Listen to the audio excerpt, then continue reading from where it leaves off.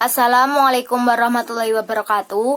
Kami dari kelompok 3 dengan anggota Esti Wira Pratiwi, Evi Rusdiamawati, dan saya Haliza Nuraili Abidah akan mempresentasikan makalah teknologi pendidikan yang berjudul Tahapan Komunikasi Pendidikan Dasar Teori Komunikasi.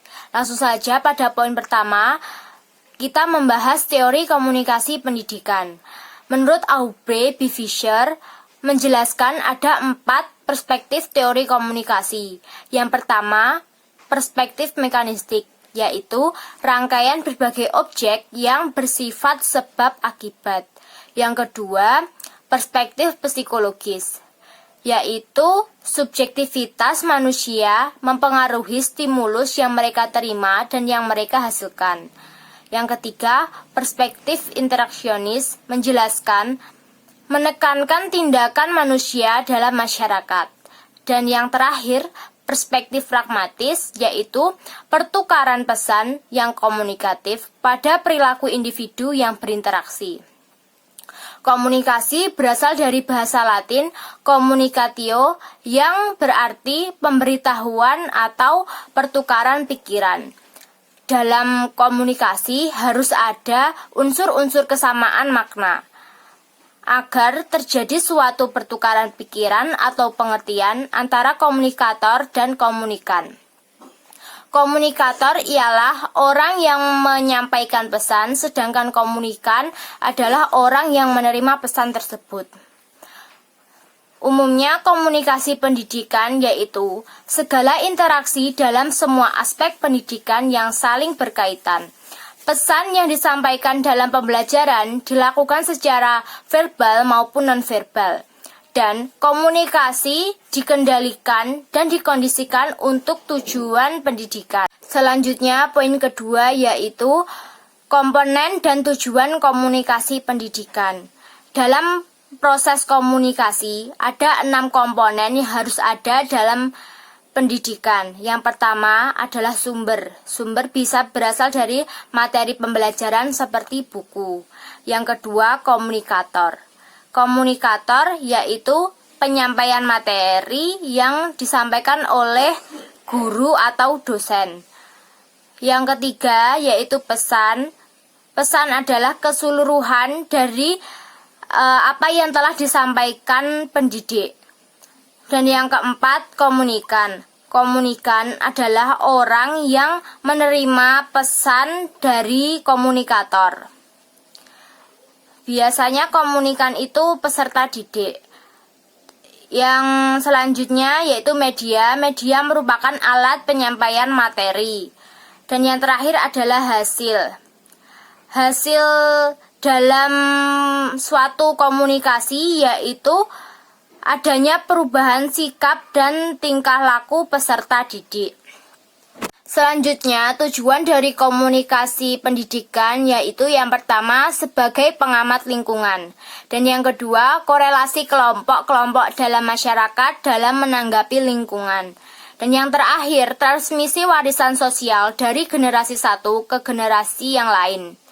Pada umumnya, tujuan dari komunikasi pendidikan untuk meningkatkan literasi pada banyak bidang yang bernuansa teknologi, komunikasi, dan informasi. Materi selanjutnya akan disampaikan oleh rekan saya Esti Wira Pratiwi. Perkenalkan, nama saya Esti Wira Pratiwi. Di sini saya akan menerangkan poin C dan D, yaitu strategi meningkatkan efektivitas komunikasi pendidikan dan metode yang tepat dalam komunikasi pendidikan.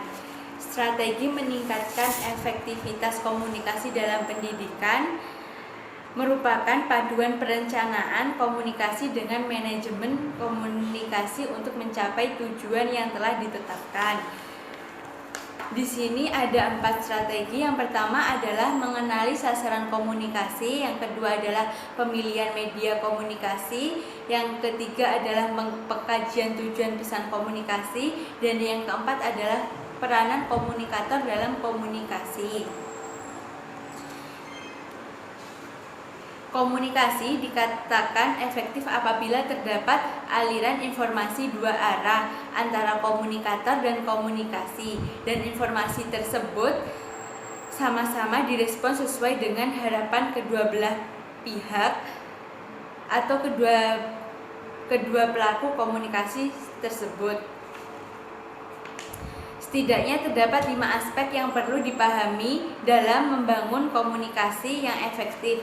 Yang pertama adalah kejelasan, yang kedua adalah ketetapan, yang ketiga adalah konteks, yang keempat adalah alur, dan yang terakhir adalah budaya. Yang selanjutnya adalah metode yang tepat dalam komunikasi pendidikan. Dalam menyampaikan materi, penjelasan kepada peserta didik ada beberapa faktor yang perlu dipertimbangkan.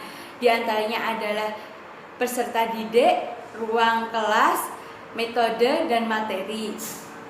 Untuk dapat mencapai tujuan yang telah ditetapkan pada suatu kegiatan pembelajaran, metode pembelajaran dan komunikasi harus mendapat perhatian khusus setiap proses pembelajaran. Metode pembelajaran dan komunikasi tidak selalu harus sama untuk setiap materi. Proses pembelajaran itu sendiri adalah suatu perubahan yang relatif tetap dalam tingkah laku yang terjadi sebagai hasil pengalaman. Ini berarti hanya dapat dikatakan terjadi proses belajar bila seseorang menunjukkan tingkah laku yang tidak sama. Contohnya saja ketika pada masa kanak-kanak di TK, seseorang di TK itu tingkah lakunya pasti berbeda ketika dia sudah melanjutkan ke jenjang SD. Dia pasti mengalami perubahan tingkah laku yang semulanya dia masih kekanak-kanak di SD, ia dituntut untuk setidaknya lebih dewasa dari di TK. Dalam proses belajar mengajar, kemungkinan akan menemui siswa yang sulit untuk melakukan kontak dengan dunia sekitarnya. Contohnya saja adalah peserta didik yang tertutup, suka mengasingkan diri, dan lain-lain. Dalam kaitan dengan hal ini, maka dosen atau guru hendaknya merencanakan proses belajar mengajar sesuai dengan keadaan atau kepribadian yang dialami peserta didik tersebut. Proses komunikasi dalam menyampaikan suatu tujuan lebih daripada sekedar menyalurkan pikiran-pikiran dan gagasan-gagasan dan maksud-maksud secara lisan atau tertulis. Komunikasi secara lisan pada umumnya lebih mendatangkan hasil dan pengertian yang lebih jelas daripada secara tertulis. Garis-garis komunikasi hendaknya dibuat sepeda atau secara langsung. Adapun teknik komunikasi terdiri atas komunikasi informatif, yang kedua adalah informasi persuasif atau mengajak, dan yang terakhir adalah komunikasi instruktif, yaitu mengajak secara paksaan. Sekian yang dapat saya sampaikan. Peranan media dalam komunikasi pendidikan. Kata media berasal dari kata medium, yang artinya perantara. Dalam proses komunikasi, media merupakan satu dari 4 komponen yang harus ada.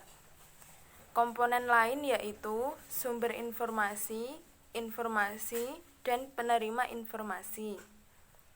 Seandainya satu dari 4 komponen tersebut tidak ada, maka proses komunikasi tidak terjadi. Secara umum, media pendidikan mempunyai kegunaan yaitu: yang pertama, menimbulkan kegairahan belajar atau memotivasi siswa. Usaha untuk memotivasi siswa seringkali dilakukan dengan menggambarkan sejelas mungkin keadaan di masa depan, di mana siswa perlu menggunakan pengetahuan yang telah diperolehnya. Yang kedua, memberikan pengetahuan tentang tujuan belajar. Pada permulaan pembelajaran, siswa perlu diberitahu tentang pengetahuan yang akan diperolehnya atau keterampilan yang akan dipelajarinya. Yang ketiga, memungkinkan interaksi yang lebih langsung antara anak didik dengan lingkungan dan kenyataan. Yang keempat, merangsang diskusi. Yang kelima, pelaksanaan latihan dan ulangan. Yang keenam, menyajikan informasi. Dalam sistem pembelajaran yang besar, yang terdiri dari beberapa kelompok, tantangan kurikulum yang sama, media seperti film dan televisi dapat digunakan untuk menyajikan informasi. Yang ketujuh, memungkinkan anak didik belajar sendiri-sendiri menurut kemampuan dan minatnya. Hambatan komunikasi pendidikan dan cara menghadapi. Yang pertama, hambatan dari proses komunikasi. Contohnya, hambatan dari pengirim pesan. Misalnya, pesan yang akan disampaikan belum jelas bagi dirinya dan pengirim pesan. Yang kedua, hambatan fisik. Misalnya, gangguan kesehatan dan gangguan pada alat-alat komunikasi dan jaringan listrik. Yang ketiga, hambatan semantik.